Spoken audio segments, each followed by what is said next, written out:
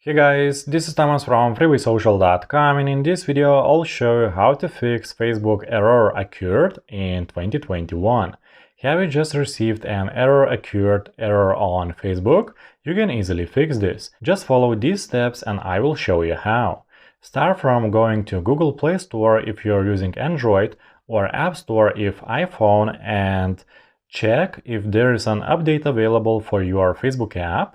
If you see that update is available, then click on Update and your app should be updated right after that. If problem still persists after updating Facebook app, then go to your phone's settings,